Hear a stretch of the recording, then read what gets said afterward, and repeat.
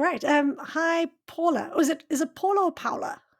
What Paula. Paula? Hi, Yeah. Paula. Welcome to Yes. the Animal Tone. Thank you. Thanks, Claudia.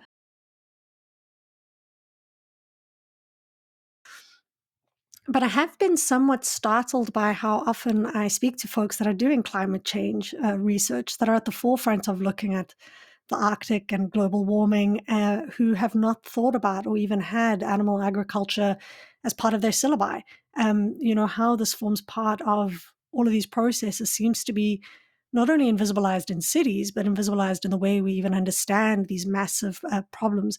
And I'm obviously speaking very broad brushstrokes here, but I've just been quite surprised at the leaders, the people that are knowledge generators about this, not having any sort of um, and I'm not even just speaking here about ethical stand. I'm speaking about kind of the ecological impacts of animal agriculture here.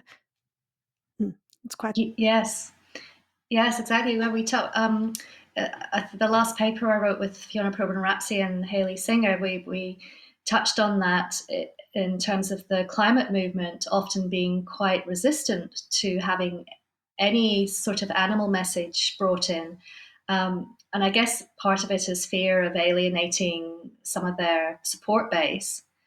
Um, so that's partly it. But I think there's also um, the invisibilization is is kind of can be understood in different ways, and I think it's that kind of that invisibilization as a process that I'm kind of interested in. And so it's not that things are or are not visible, but it's how they're rendered kind of discursively and conceptually and as part of epistemically. And I think what you were just talking about for me points to that epistemic invisibility. So the way our systems of knowledge have been built around um, the naturalization of the subordinated status of animals, like it's just set up as a natural state of being, much like other